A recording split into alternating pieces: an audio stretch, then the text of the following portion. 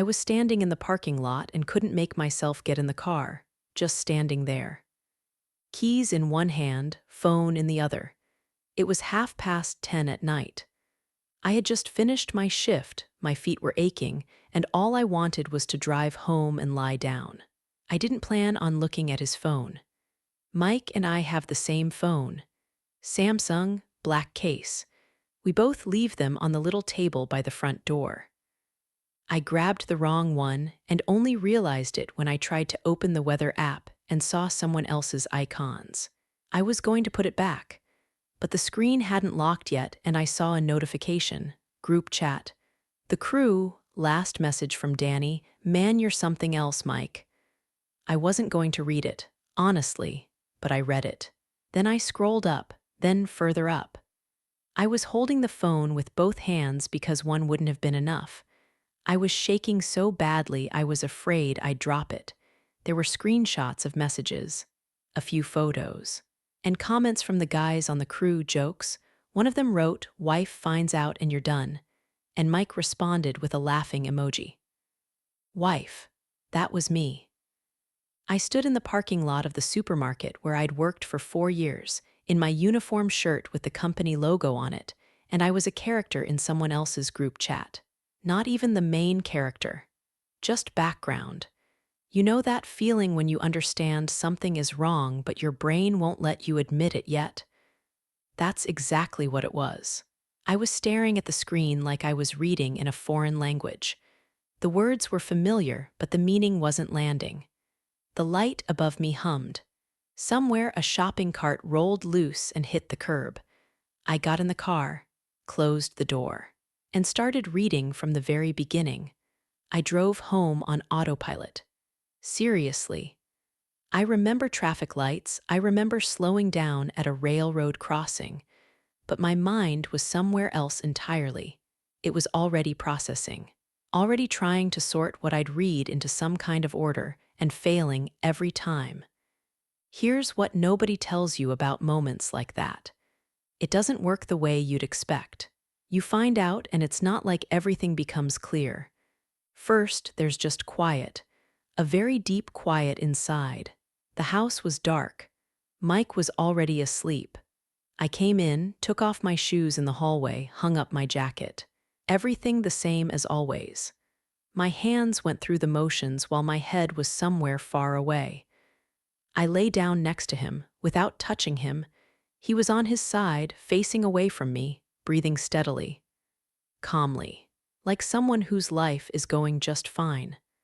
I stared at the ceiling and thought about how many times I'd lain here like this without knowing. How many nights exactly like this one? Tuesday, Wednesday, Friday. I'd work, come home exhausted, and lie down next to him. And he'd lie there knowing everything, every single time. Here's the strange part. I didn't want to cry, not at all. I kept waiting for tears. There should be tears, but there weren't any. Just a cold, flat clarity. Like when you've been looking for something for a long time and then you look down and it was right there the whole time. In plain sight. I lay like that for about 2 hours. Then I got up, went to the kitchen, poured a glass of water, and started thinking not about what to do but about where to begin. I put the phone in my bag, started the car, drove. I didn't plan to read through to the end right then. I needed a few hours with what I already knew. Sometimes you have to let information settle before you go looking for more. The next morning, Mike left at 7 as always. He kissed the top of my head on his way out, not really looking at me, checking something on his phone. A normal morning, an ordinary morning. I waited until I heard his car leave the street. Then I sat down at the kitchen table with his phone and opened the browser history. The last search was 3 days ago. Divorce without spouse consent. I read it twice, then once more. You know what it feels like when everything you thought about your life just quietly flips upside down? Not loudly. No dramatic music. It just tips over and stays that way. And you look at it and think, wait, this was my life. I was living in it. I kept scrolling. Division of assets in a childless marriage. How much does a divorce lawyer cost? Can you remove a spouse from a jointly owned property? Jointly owned property, our apartment. The one where I'd just made him coffee. He sat at this same table, drank that coffee, kissed me on the top of my head. And 3 days ago, he was Googling how to get rid of me. I put the phone down and walked around the kitchen just to have somewhere to put my hands. I looked out the window. Outside, it was an ordinary morning. People walking to work, someone with a dog. An ordinary morning. Except my life had just changed for the second time in 12 hours. I sat back down and opened his messages with Amber. I needed to understand one thing. Did she know about his plans, or was this just, what, a fling for her? Something to do while the wife was on the night shift. The first message gave me my answer. Amber had written, "You sure you're ready for this?" Mike replied. "Yeah, just need time to do it right." Time. He needed time to do it right. I looked at that exchange and let it settle. They were planning, both of them, not just seeing each other. Planning. While I was going to work and managing other people's problems and thinking I had a perfectly normal life. That's when the anger came. Finally, clean and even and cold. Not hysteria, not tears. Just a very calm understanding that they both saw me as someone who didn't need to be asked. Someone who could be informed after the fact. Someone who would just accept it. No, I searched for a family law attorney on his phone. It felt right somehow. Found a consultation office 10 minutes from the house. Good reviews, clear specialty. They opened at 9. It was 8:45. I made another cup of coffee. I'd poured the first one out. It went cold while I was sitting with his phone. I poured a fresh one, sat by the window and waited. At 9:01 I called. They answered quickly. A woman's voice, businesslike, no fuss. I explained the situation in 2 sentences. I wanted a consultation about divorce, preferably today. She asked a few questions. Children, joint property. Are you both employed? I answered calmly, like I was helping someone else sort out their problem, not describing my own life. I thought about that later, why it felt so easy to talk. And I think it was because somewhere between that night and that morning, something in me had quietly separated from it. At some point between the dark ceiling and the kitchen table, a voice inside me said, "This marriage is already over. You just haven't signed the paperwork yet." They booked me for 2 o'clock. I hung up, finished my coffee, and only then noticed something practical. Something uncomfortable but important. Our apartment. We bought it 3 years ago. The mortgage is in both our names. I'd been paying my half every single month. Reliably, every month, while he was Googling how to make me leave. I opened the laptop and pulled up the bank statements. Not his, ours. The joint account where we both transferred money for the mortgage. I found it quickly. For the last 6 months, his transfers were a little short. Not by much, but consistently short. I hadn't noticed. The difference was small enough that I'd been covering it automatically without even thinking. Then I opened his personal transactions. He'd given me access years ago in case something happened to him.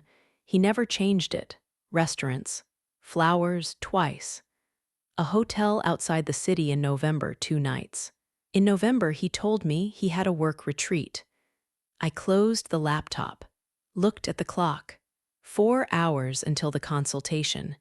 3 until my shift. I had to decide what mattered more right now, because Derek would be at work. And if he took one look at my face and figured something out, Mike would know before I was ready. And I wasn't ready yet.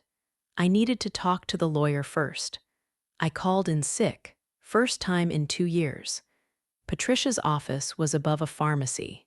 2nd floor, narrow staircase, a small sign on the door. Nothing impressive. I'd somehow expected something more serious, oak panels, a receptionist in a blazer. Too many TV shows. Patricia herself was around 50, short hair, reading glasses on a chain. She looked at me the way people look when they've seen this particular story enough times that they stopped being surprised by it long ago. That was, strangely, a relief. I put everything on her desk: bank statements, screenshots of the messages I'd taken that morning, the browser history I'd photographed on my own phone, all of it organized in order. She looked through it quietly, turned pages, occasionally made a small mark in pencil. If you're thinking this felt cinematic, it didn't. No drama, just a woman in an office above a pharmacy sorting through my life into separate piles. This one, property. This one, finances. This one, evidence, evidence. I'd come in for a divorce consultation and I had evidence. Like I'd been preparing for this. And 24 hours ago, I'd been standing at the stove thinking I really needed to replace the coffee maker because it had started leaking.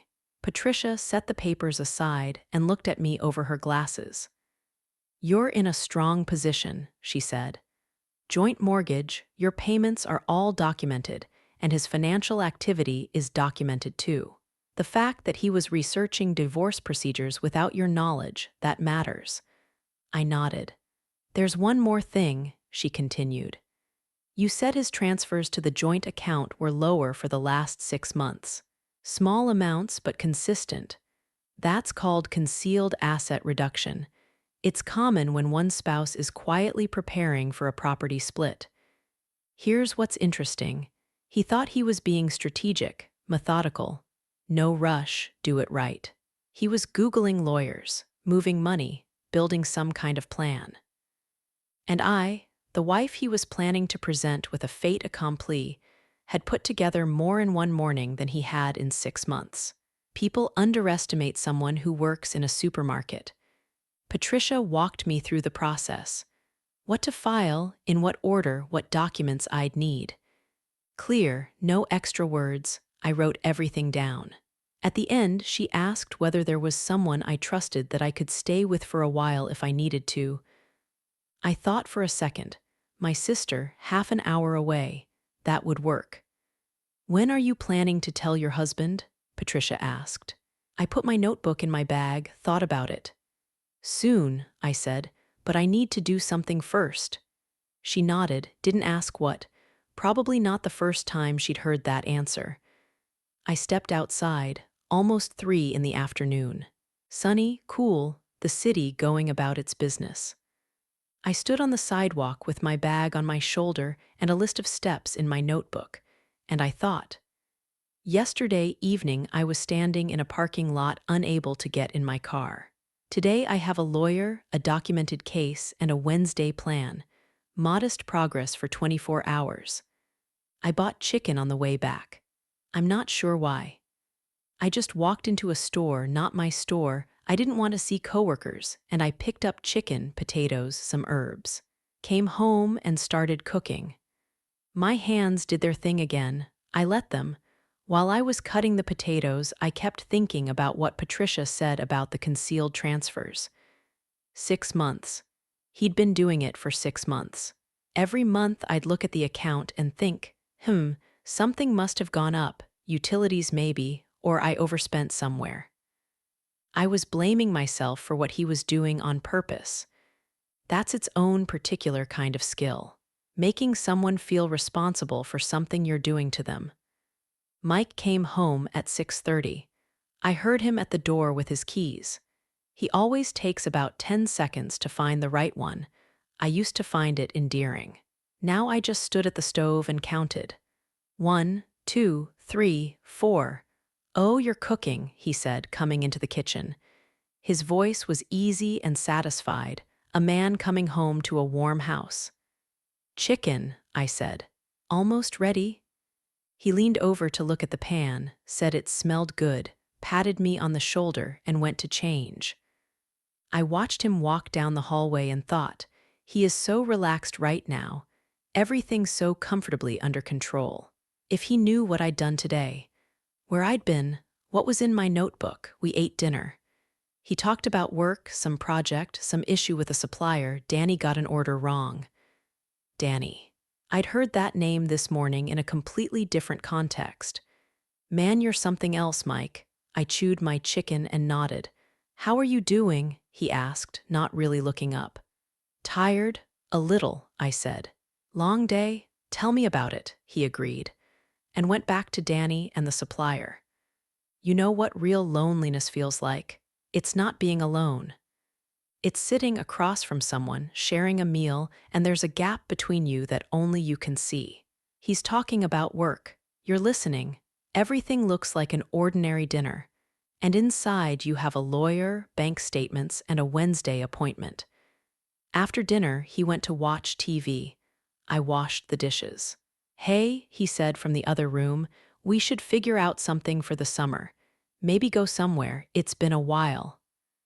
I stood at the sink looking at the soapy water. For the summer. He was making plans for the summer. I just wasn't sure I was in his version of summer. Maybe he hadn't decided yet. Maybe he was waiting until he could do it right. Maybe Amber already knew where they were going. Yeah, I said. We should think about it. Steady voice. Hands finishing the last dish. Everything fine. He didn't notice a thing. I could tell when I brought in the tea and he was watching the screen with the same calm face as always. No worry. Not a single question. That's when I felt something like pity for him, not because he deserved it, but because he had no idea he was sitting next to someone who had already decided, who had already taken steps that couldn't be undone. The pity lasted about a second. I said I was tired and went to bed. He said goodnight without looking away from the TV. I lay there, stared at the ceiling. Tomorrow, work, then Wednesday. Amber, I closed my eyes and surprisingly fell asleep almost right away. First real sleep in 2 days. Probably because my head finally knew what it was doing. That, I'll tell you, does wonders for sleep. Wednesday, I was up before my alarm, not because I couldn't sleep. I just woke up, lay there for a minute, and decided I didn't want to keep lying there. I got up, made coffee, sat by the window, watched it get light. I was thinking about Amber, not about what she did. I'd been through that from every angle. That was enough. I was thinking about what she'd be like today. Cheerful, a little guilty, or completely composed, the kind of person who can bury an inconvenient truth so deep they stop feeling it themselves. 3 years I thought I knew her. Turns out I knew exactly as much as she wanted me to know. That's a useful thing to learn, by the way.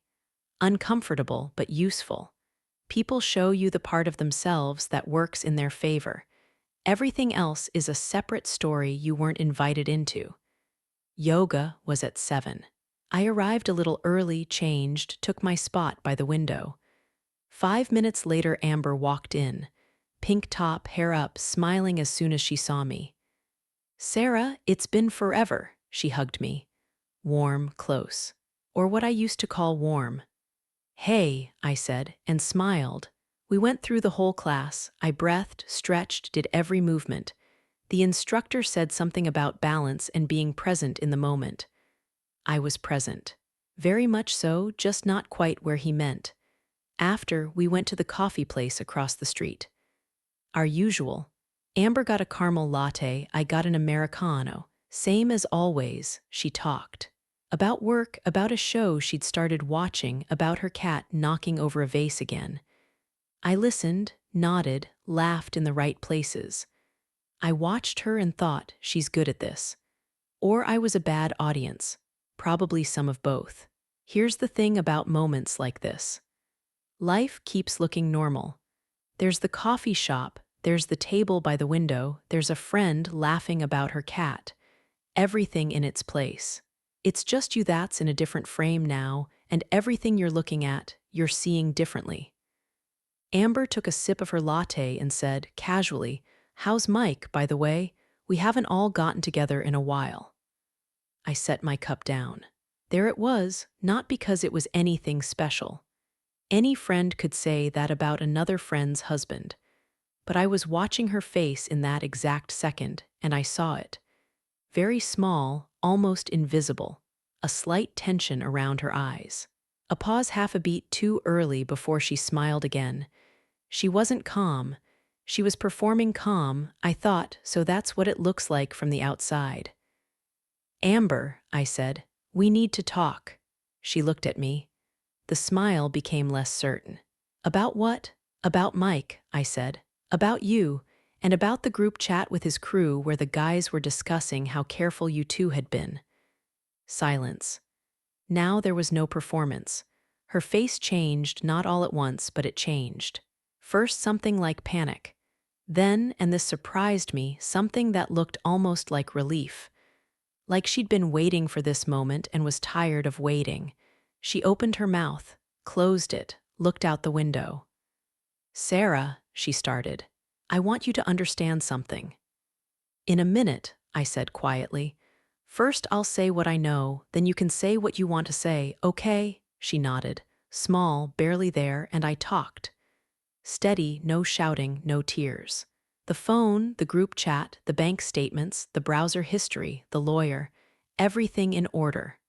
Like I was presenting a report. Amber listened and got paler with each thing I said. When I finished, she was quiet for a moment, then said, he told me things had been over between you for a long time, that you were only still married on paper, that you didn't want a divorce because you were afraid of being on your own. I looked at her. So that was his version. I was afraid to be alone. I was holding onto an empty marriage. I was the woman you felt sorry for, and that explained everything and made it all acceptable. A tidy little story, very portable. And you believed it, I said. Not a question. Amber looked down. I wanted to believe it, she said quietly. Honestly, that was probably the only real moment in the whole conversation. She wanted to believe it. Because if you don't believe it, you have to look at yourself in the mirror and see something you'd rather not see. It's easier to take someone else's version and live with that. We sat for maybe 10 more minutes. She talked, explained things, apologized once. I listened. Not because it mattered to me, I just let her finish. Then I picked up my bag, left money on the table for the coffee. Sarah, she said as I stood. What happens now? I looked at her. At the pink top, the caramel latte, the face of someone who very much wanted to be forgiven right then, because forgiveness is easier to live with than the alternative. Nothing happens now, I said. Take care of yourself, Amber. And I left. Outside it was cool, and the air smelled like autumn and something baking from the shop next door. I walked to my car thinking, okay, 2 down, 1 more to go. I got to my car, sat down, closed the door. I stayed there for a minute, looked at the bakery across the street. A woman was arranging things in the window, methodical and careful, everything in its right place. I watched her and let my mind go quiet. Then the phone buzzed. Mike, I watched it buzz, once, twice, 3 times, 4 times. On the 5th I answered. Hey, a pause, short, but I heard it. We need to talk, he said. His voice was different. Not the one from dinner last night, easy and domestic, all about Danny and the supplier. This one was tight, controlled, the voice of someone who just got bad news and is trying to take charge of the situation. Amber had called fast. I hadn't even reached my car. Fine, I said. Let's talk. Where are you right now? Driving home. Another pause.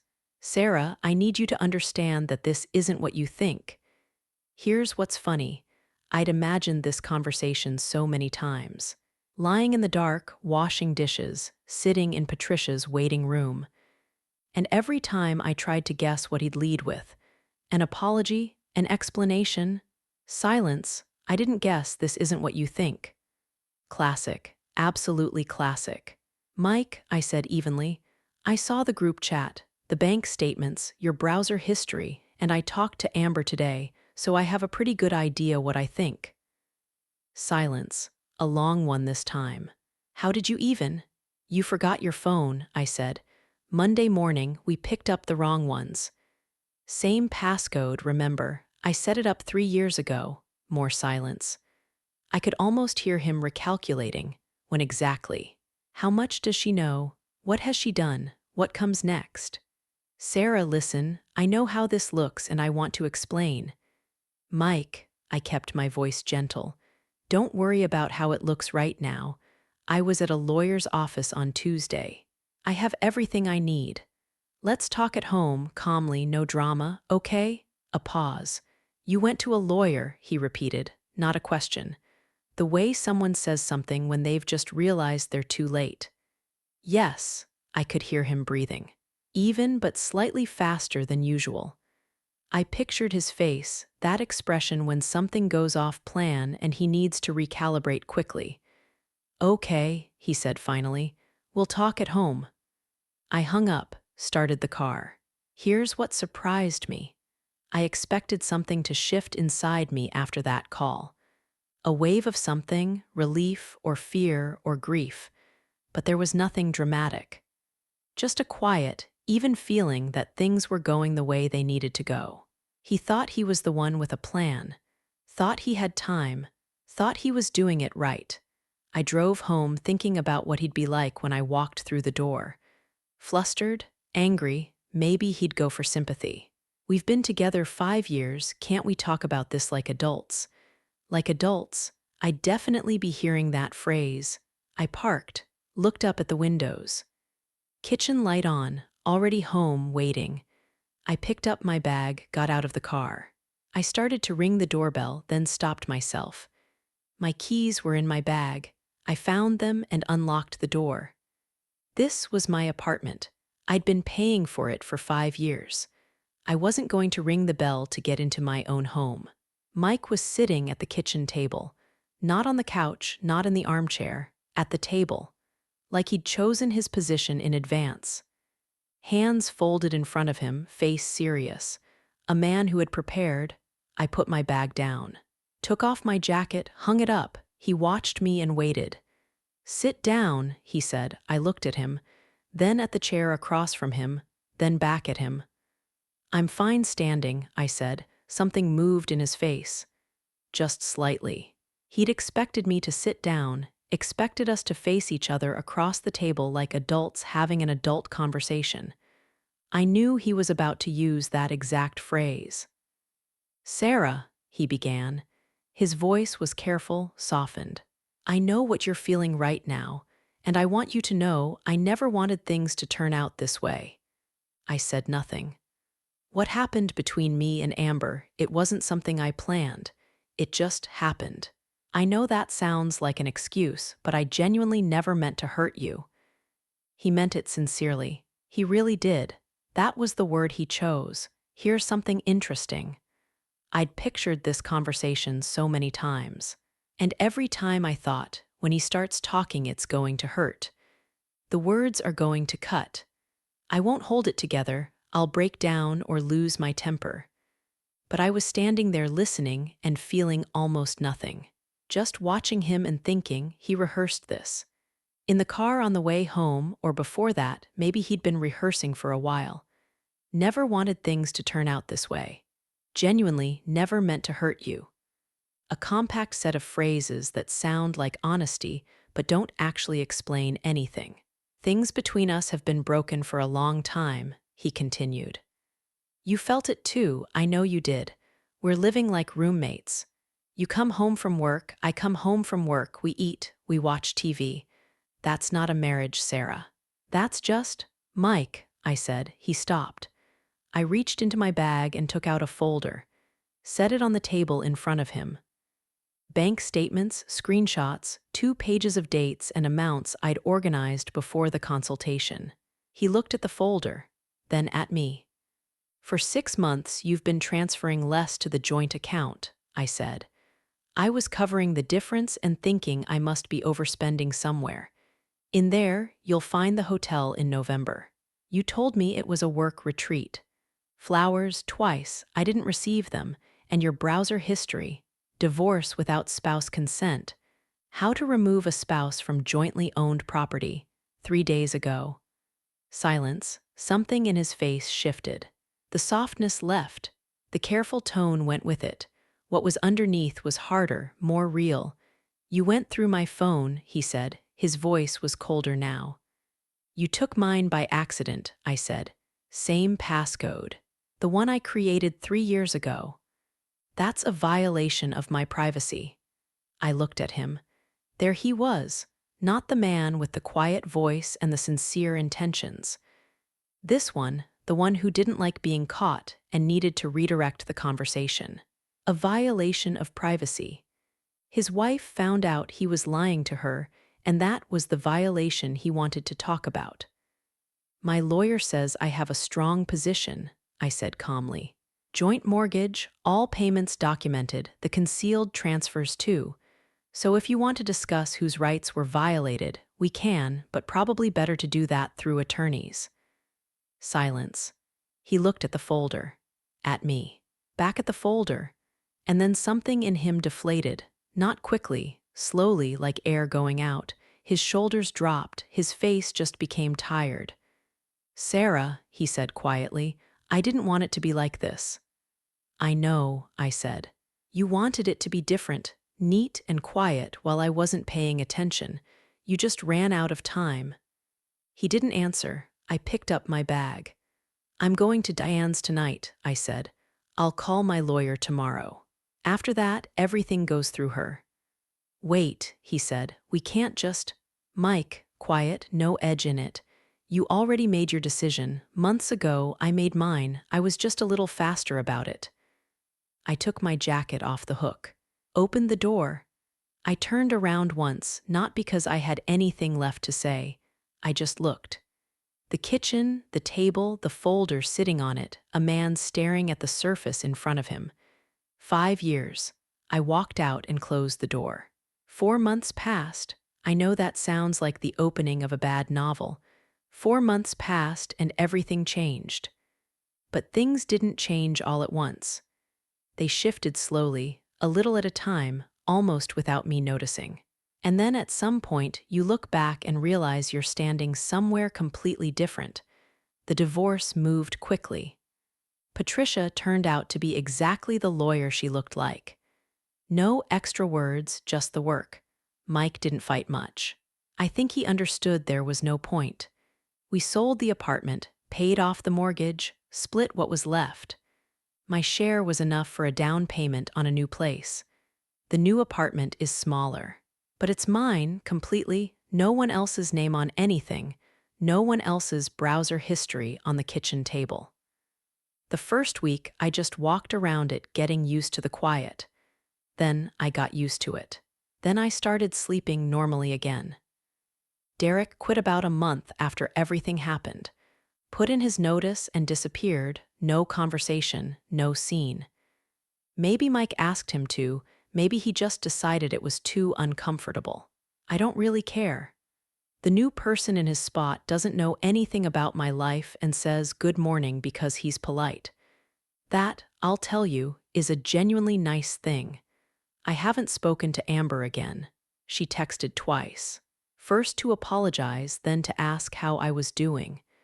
I read both messages and didn't write back, not out of anger. I just didn't have anything to say. Some conversations are finished. There's no version of them that needs repeating.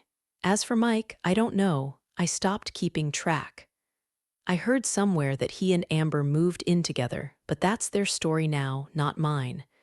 I kept going to yoga.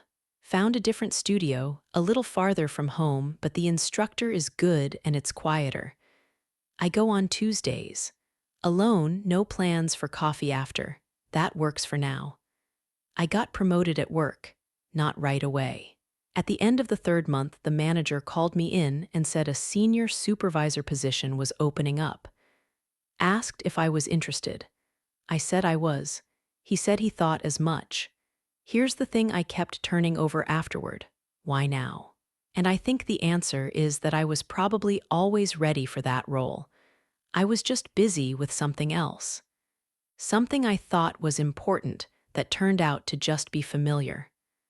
Those are different things, important and familiar. I mixed them up for a long time. That morning I woke up early, made coffee, sat by the window. November outside, gray and cool with a light rain. I held the mug with both hands and watched the street, and didn't think about anything in particular.